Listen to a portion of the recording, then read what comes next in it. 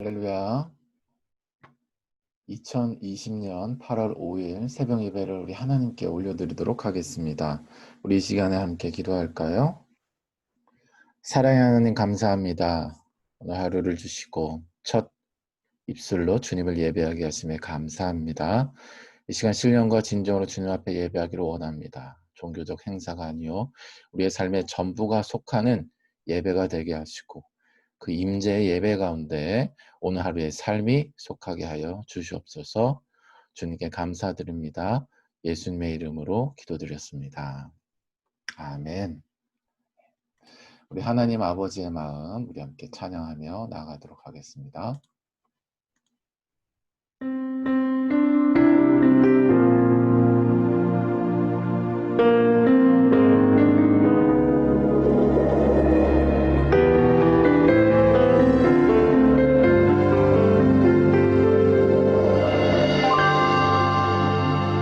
아버지 당신의 마음이 있는 곳에 나의 마음이 있기를 원해요.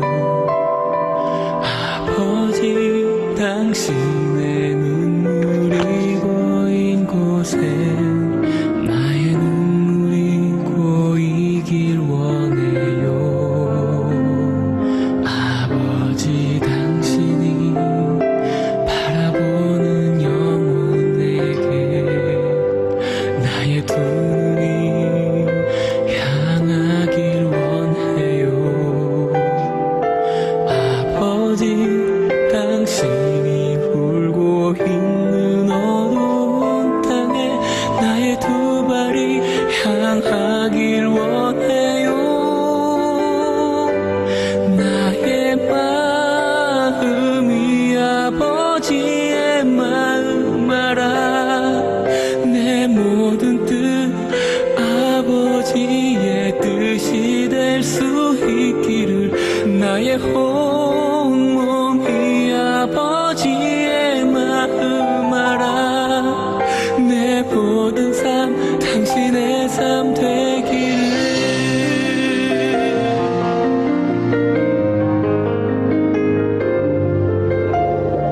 아버지 당신의 마음이 있는 곳에 나의 마음이 있기를 원해요. 아버지 당신의 눈물이 고인 곳에 나의 눈물이 고이길 원해요. 아버지 당신이 바라보는 영혼에게 나의 두 눈이 향하길 원해요. 아버지 당신이 울고 있는 어두운 땅에 나의 두 발이 향하길 원해요. 나의 마음이 아버지의 마음 알아. 내 모든 뜻 아버지의 뜻이 될 수 있기를 나의 온몸이 아버지의 마음 알아. 내 모든 삶 당신의 삶 되기를. 나의 마음이 아버지의 마음 알아. 내 모든 뜻 아버지의 뜻이 될 수 있기를 나의 온몸이 아버지의 마음 알아. 내 모든 삶 당신의 삶 되기를. 내 모든 삶 당신의 삶 되기를.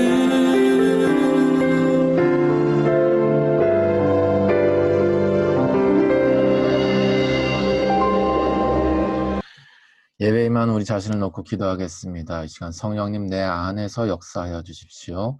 내 안에 모든 것이 새롭게 되고 더 새롭게 되는 은혜가 있게 하여 주시옵소서. 우리 함께 기도하며 나가도록 하겠습니다. 기도하겠습니다. 향하길 원해요. 아버지, 당신이 울고 있는 어두운 땅에 나의 두 발이 향하길 원해요. 나의 마음이 아버지의 마음 알아.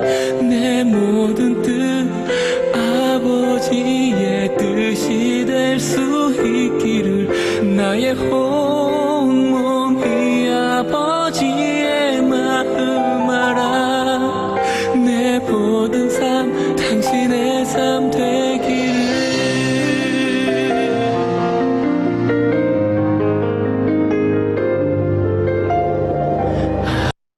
이 모든 말씀 살아계신 예수 그리스도의 이름으로 기도드렸습니다. 아멘. 네. 할렐루야.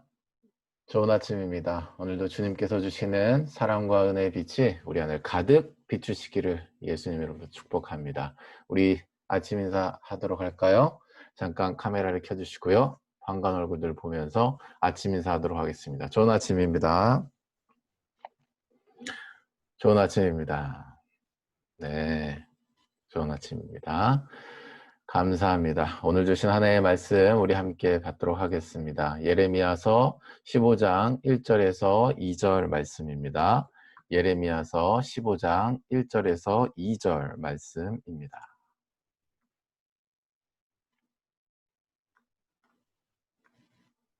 제15장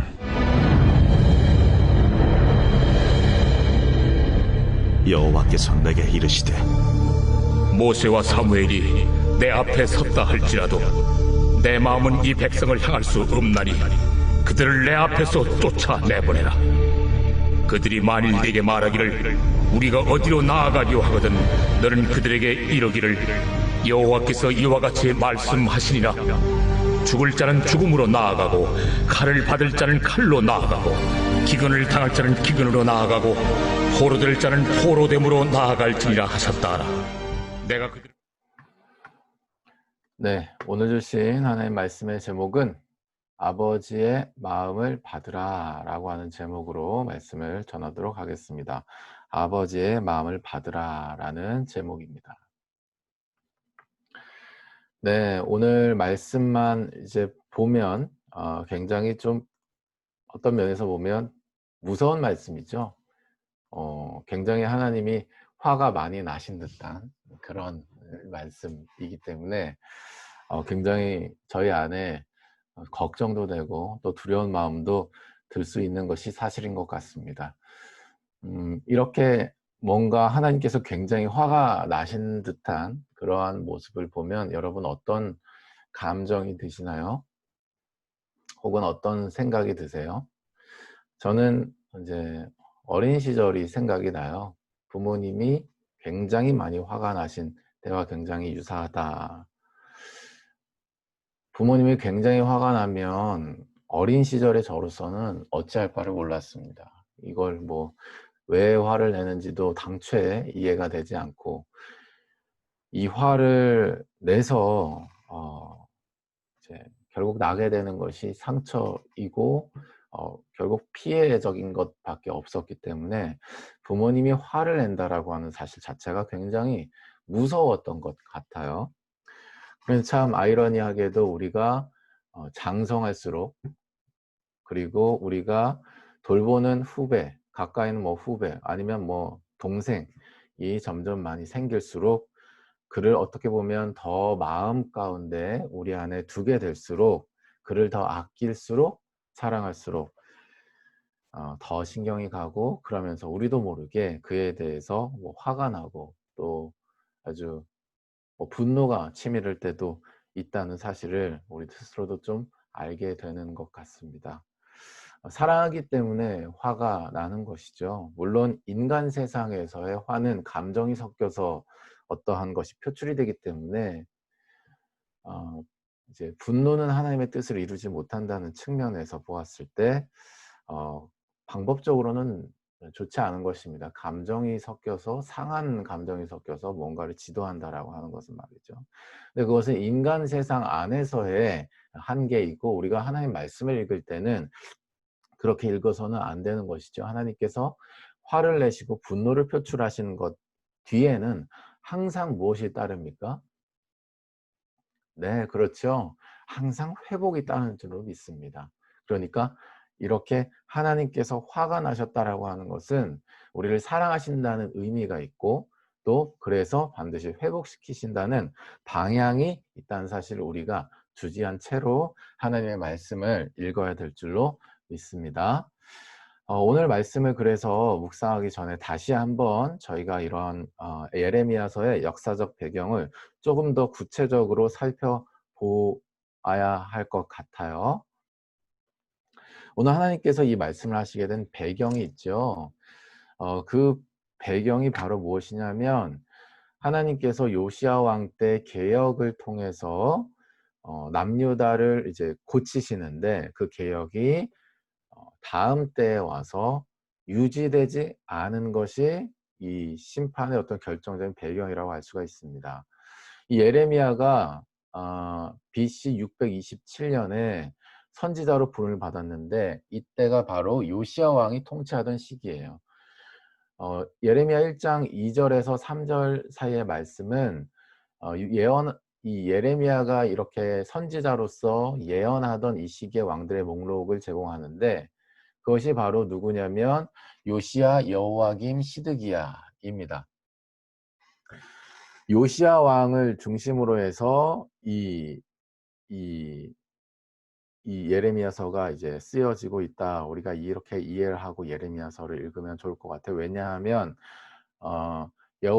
여호야김 그리고 시드기야 이 왕들은 아마 이제 통치 기간이 짧았기 때문에 많은 이렇게 언급이 나오질 않습니다. 그래서 이제 요시야 왕을 중심으로 요시야 왕 시대를 중심으로 예레미야서가 쓰여졌다 이렇게 이해하시면 좋을 것 같고요.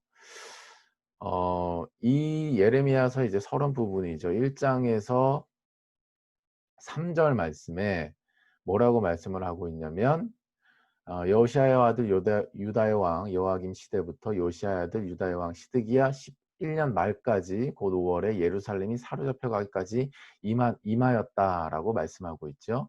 그러니까 굉장히 예레미야가 이 기간 동안에 예언을 했는데 오랜 기간 동안 생존했고 예언했다는 것이 분명한 것입니다. 이 기간 동안에 많은 변화가 일어났는데 특별히 이 격동의 이 시대 속에서 민족적인 굉장히 많은 변화들이 일어났죠. 이것이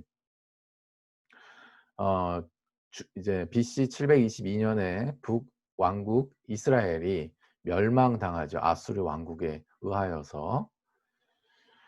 그래서 남유다가 동시에 위기에 처하게 됩니다. 이제는 아수르가 유다를 향할 것이기 때문에 그래서 열왕기가 실제로 18장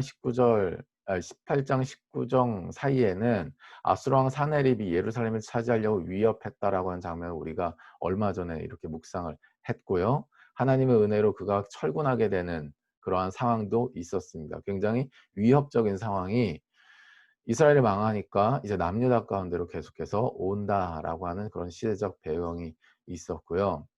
그런데 그때 이후 이제 BC 627년에 아수르 왕 이제 아수르바니팔이라고 하죠. 아수르 왕이 죽게 되니까 그 세력이 본질적으로 약해졌고 이때를 틈타서 BC 640년부터 609년에 통치를 한 요시야 왕 때 이 어떻게 보면 평화의 시대를 통해서 유다를 정치적으로 종교적으로 굉장히 자유하게 하는 개혁을 단행할 수 있었던 그런 또 환경이 있었던 것입니다.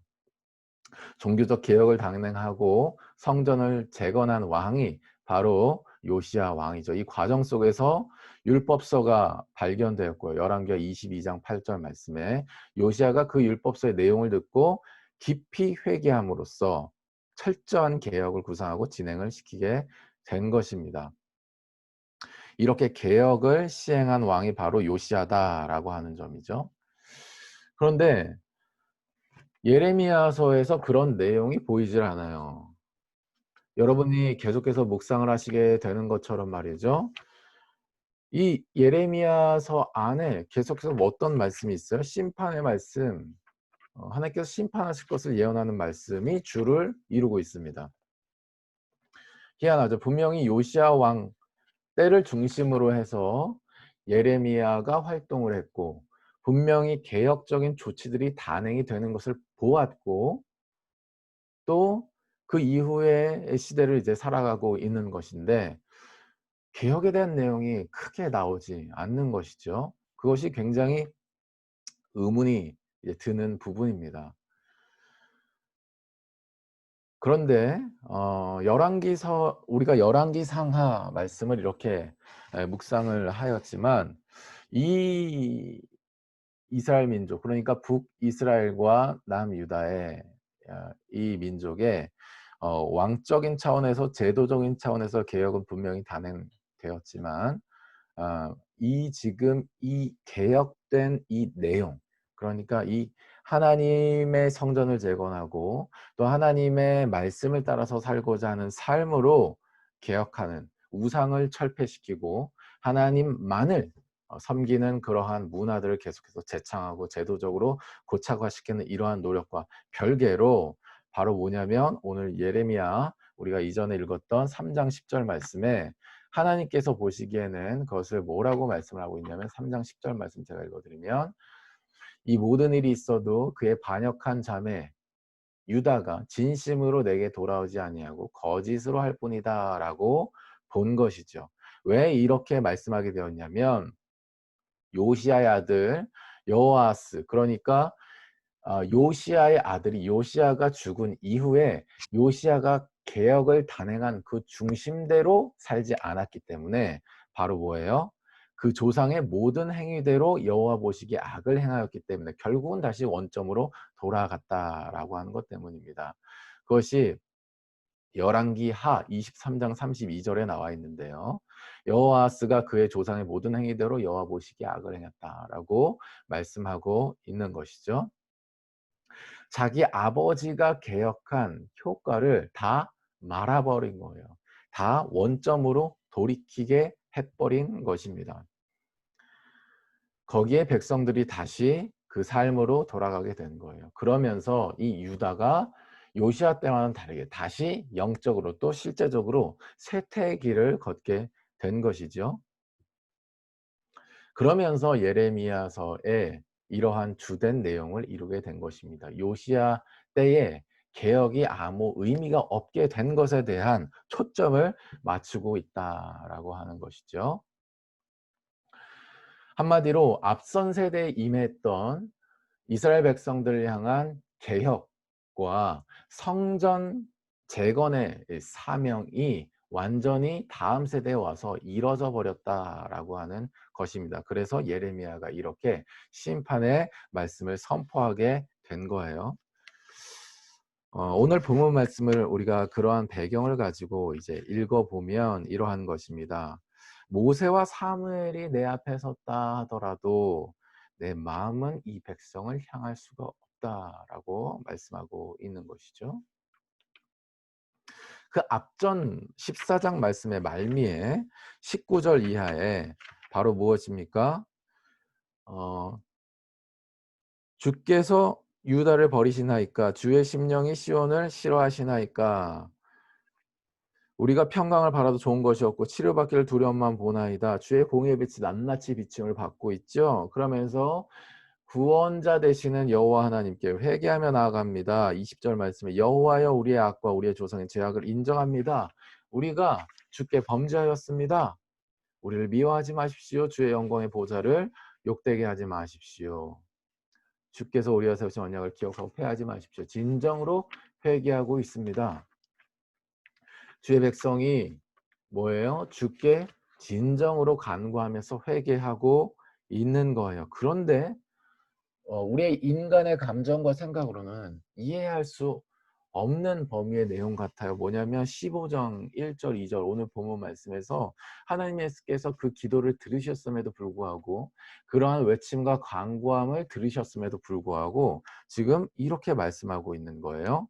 모세와 사무엘이 내 앞에 섰다 할지라도 내 마음은 이 백성을 향할 수가 없다.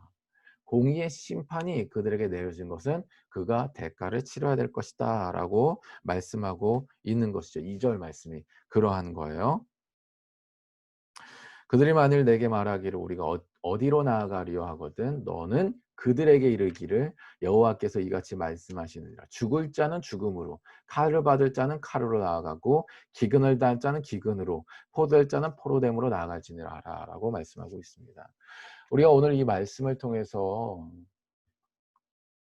우리의 특별히 기도 생활을 좀 우리가 점검하고 또 그 기도의 내용이 하나님의 마음으로 채워질 것에 대한 메시지를 우리가 받기를 원해요.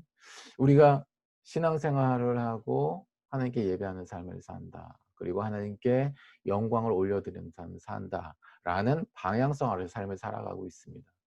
이제 그 가운데서 우리가 하나님 앞에 기도하면서 받은 마음들 그리고 우리 하나님께 기도하면서 받은 어떠한 미션들을 우리가 수행하면서 그것을 위하여서 또 구하면서 이렇게 살아가죠. 그런데 한 가지 하나님께서 오늘 말씀을 통해서 우리에게 주고자 하는 메시지가 있는 거예요. 그게 바로 뭐냐면 하나님의 마음을 구하지는 않는다라고 하는 거죠. 정확히 조금 더 디테일하게 얘기하면 하나님의 마음을 신경 쓰지 않는다라고 하는 거예요. 하나님께서 우리에게 주신 어떤 마음이 있다. 하나님께서 우리에게 주신 어떤 미션이 있다. 하나님께서 우리에게 주신 어떠한 방향이 있다라고 했을 때 우리가 그것을 위해서 수행을 하고 그것을 위해서 나아가기 전에 그것을 향한 하나님의 마음을 구하지는 않는다라고 하는 점이 우리에게 있지는 않은지 우리가 한번 살펴보았으면 좋겠어요. 왜 그러냐? 요시야 왕 때 이 개혁과 이 우상을 철폐시키는 것과 그리고 성전 재건의 사명을 요시아가 감당할 수 있었던 것은 바로 뭐예요? 하나님의 말씀이 그의 마음을 비췄을 때 뭐예요? 하나님의 마음이 그에게 임했기 때문에 그것이 그렇게 진행될 수 있었다라고 하는 것이죠. 그러나 그 다음 세대에 와서 여호와스에 와서는 바로 뭐예요? 그 마음이 당위적으로는 당연히 이해를 어렸을 때부터 봤기 때문에 당위적으로 이해하고 열매까지도 봤을 것입니다. 왜 해야 되는지도 알게 될 거예요. 어느 정도의 모양을 낼 수 있었을 것입니다. 그러나 결국 유지가 되잖아. 왜? 마음이 없기 때문에. 하나님의 마음이 없기 때문에 그러한 것입니다. 그런데 우리가 또 착각하죠. 이 마음을 우리가 받을 수 있는 줄로 알아요. 우리가 얻을 수 있는 것으로 우리가 취할 수 있는 것을 착각합니다. 그러나 사랑하는 여러분, 이 마음은 애시당초 우리로부터 올 수가 없는 것이죠. 이 마음 자체는 바로 뭐예요? 성령님으로 말미암아서 오게 된 줄로 믿습니다. 그런데 우리가 그 마음을 구하지 않고 하나님께로부터 이것이 올 수 있다는 사실, 그리고 우리가 그것이 뭔지 모른다는 사실을 어쩌면 우리가 인정하지 않고 그냥 내가 받은 마음을 중심으로 해서 살아가고 있지는 않나를 우리가 한번 점검해 볼 필요가 있는 거예요. 하나님의 마음을 신경 쓰고는 있나? 라고 하는 것을 우리가 살펴볼 필요가 있는 것이죠. 우리가 기도를 한다는 것이 뭐예요? 대화를 한다는 게 뭐예요? 여러분, 연인 간에 또는 부모와 자식 간에 대화를 한다는 게 뭐예요? 실무적인 얘기를 가지고 얘기를 합니까? 우리 집안이 이렇게 문제가 있으니 네가 알바를 해서 이 정도 부담을 했으면 좋겠다. 이런 실무적인 이야기로 어떤 문제를 가족 간에 이렇게 해결을 하나요? 그렇지 않죠? 이러한 문제가 우리의 가족 가운데 발생을 했는데 아빠 마음이 너무 힘들다. 어깨가 많이 무겁다. 내 마음이 많이 외로운데 네가 혹시 이것과 함께 해줄 수가 있니? 아버지가 만약 그렇게 얘기를 하신다면 마음이 우리에게 나눠졌기 때문에 그 마음 때문에 우리가 어떤 실무적인 행위에 알바에 직장에 어떤 월급의 일정을 그렇게 이제 하게 되는 것처럼 말이죠. 먼저는 마음인데도 불구하고 내가 받은 마음을 중심으로 해서 살아가고 있지는 않나. 아무리 기도하면서 한다라고 하지만 내가 받은 마음을 중심으로 해서 그것들을 실행하는 과정 가운데 하나님의 마음을 계속해서 우리가 구하면서 우리가 가지는 않지는 않나라는 것을 우리가 돌아볼 필요가 있는 거예요. 왜냐하면 그렇지 않으면 우리가 요시아의 아들처럼 바로 뭐예요? 모양은 개혁이고 모양은 신앙생활인데 뭐예요? 진심으로 하나님께 돌아오지 않은 채로 진심으로 하나님의 마음을 따라서 하는 것은 아닌 채로 하게 될 수 있기 때문인 것이죠. 사랑하는 여러분, 그러므로 우리가 어떠한 하나님께로부터 온 사명을 감당할 때도 반드시 유념해야 될 것은 무엇입니까? 그것이 하나님께로부터 왔다 할지라도 늘 그것을 진행시키고 이뤄가는 가운데 이것을 진행시키시고 이것을 인도하시고 이것에 대한 열매를 내실 하나님의 마음을 늘 구하면서 우리가 해야 되는 줄로 믿습니다. 아멘. 그것이 공부예요? 그것이 어떤 선교적인 행위입니까? 그것이 어떤 직장에서의 생활입니까? 그것이 어떤 가정에서의 어떤 문제의 대면입니까? 그것이 어떤 우리의 부르심의 자리에서의 어떠한 미션이에요? 여러분, 그것이 아무리 하나님께로부터 왔다 할지라도 그것에 대한 하나님의 마음을 우리가 계속해서 구하지 않으면 주의 복음의 빛에 비추어서 주님의 마음은 어떠신데요? 내가 주님의 부르신 이 공동체, 가정 공동체 안에서 내가 이 문제를 대면합니다. 하나님, 이 문제에 대한 주님의 마음은 어떠신데요? 계속 성령님을 의지하면서 우리가 구하면서 순종하는 말씀과 성령의 통치 안에서 그의 마음을 구하는 이런 자세를 만약 우리가 잃어버린다면 여호와스처럼 바로 뭐예요? 모양은 하나님을 따르는 것처럼 하지만 내용은 여호와 하나님께 있지 않고 여호와 하나님께 돌아가지 않고 거짓으로 할 뿐이다 라고 하는 그러한 비침을 우리가 받을 수도 있는 존재이라는 사실이 분명한 것입니다. 그러므로 우리가 기도할 때에 하나님의 마음을 구하세요. 특별히 예배드리고 우리가 기도하는 시간하고 또 이렇게 언약의 삶을 할 때에 다 성령 안에서 주님의 마음을 구하는 기도하는 자세로 여러분이 하루를 시작하게 되시기를 예수님으로 축복합니다.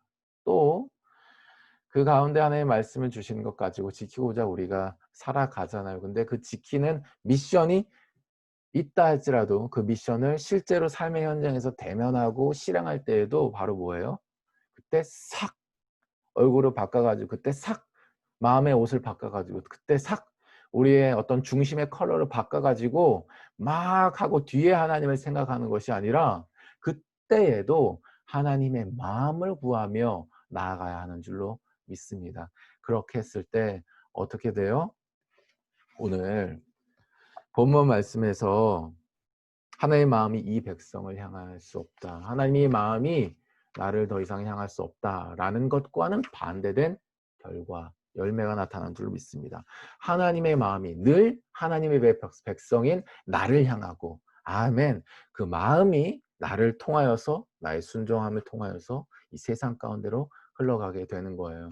내가 부르심을 받은 공동체 가운데로 흘러가게 되는 거예요. 나의 어떠함으로 말미암아서 되는 것이 아니라 하나님으로부터 이것이 되고 있구나라는 것을 내가 눈으로 보면서 열매를 보게 되는 거예요.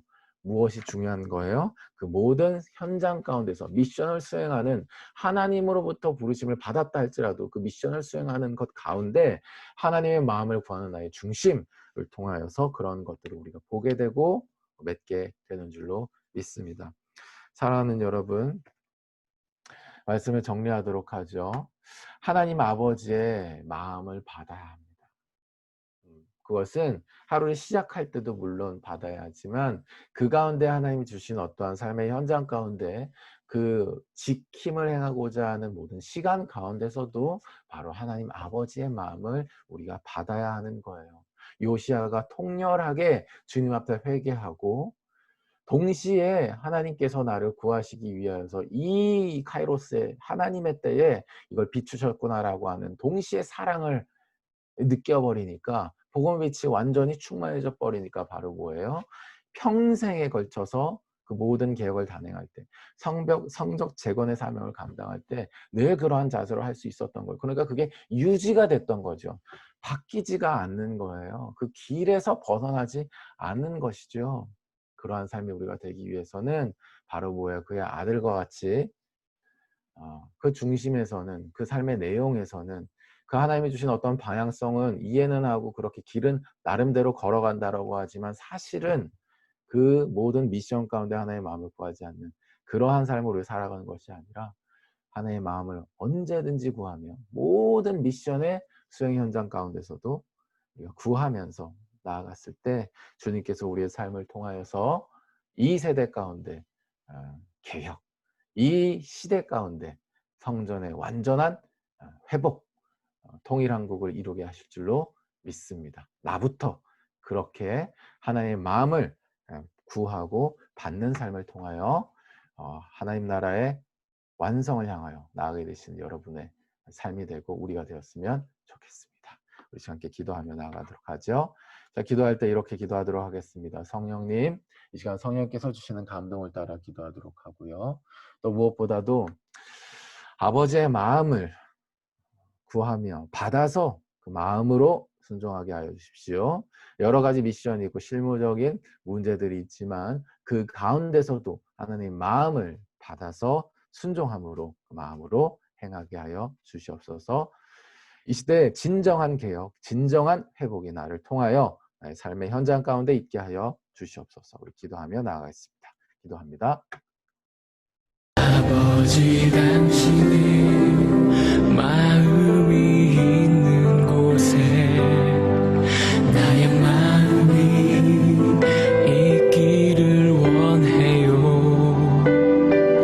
아버지 당신의 눈물이 고인 곳에 나의 눈물이 고이길 원해요. 아버지 당신이 바라보는 영혼에게 나의 두 눈이 향하길 원해요. 아버지 당신이 굴고 있는 어두운 땅에 나의 두 발이 향하길 원해요. 나의 마음이 아버지의 마음 알아. 내 모든 뜻 아버지의 뜻이 될 수 있기를. 나의 온몸이 아버지의 마음 알아. 내 모든 삶 당신의 삶 되기를. 네, 우리 시간에 함께 기도하죠. 천지 만물을 창조하시고 우리의 인생을 영원한 사랑으로 인도하시는 여호와 하나님, 우리의 삶 가운데 아버지의 마음이 늘 충만하게 되기를 간절히 원합니다. 하나님, 시작은 선교고 시작은 개혁과 교회 회복이라 우리가 외치지만 왜 삶의 내용이 그렇게 하지 못할 때 우리가 왜 낙담합니까? 하나님, 그것은 바로 우리가 하나님의 마음을 구하면서 그 선교의 현장, 삶의 현장, 선교를 준비하는 모든 과정, 그 모든 시간 가운데 하나의 마음을 구하지 않기 때문인 줄로 말씀해 주시면 감사합니다. 이것을 왜 하는지, 이것이 누구로부터 왔는지, 또 무슨 마음으로 이것을 계속해서 이어나가야 되는지에 대한 부분이 나로부터 나올 수 없음을 이 시간 인정합니다.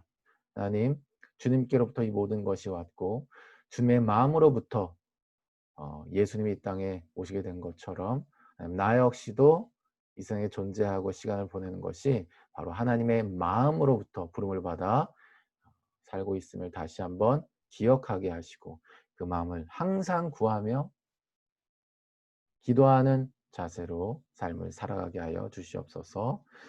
나를 통하여 한국 교회가 회복되게 하시고 나를 통하여 이 세대와 이 시대와 이 나라 민족 가운데 각 영역의 회복이 일어나게 하여 주시옵소서. 주의 나라가 다시 오실 그날까지 복음의 빛이 번져나가는 일들이 나의 삶의 내용 안에 흘러가게 하여 주시옵소서. 주님께 감사와 찬양 올려드리며 예수님의 이름으로 기도드렸습니다. 아멘. 네, 우리 이 시간에 개인적인 기도의 시간으로 나아가고요. 우리 언약의 삶으로 나아가도록 하겠습니다. 나아갈 때에 주께서 주시는 은혜의 빛이 내 안에 가득 비춰주시기를 예수님으로 축복합니다. 우리 기도의 시간으로 나아가기 전에 기도 제목을 잠깐 나누고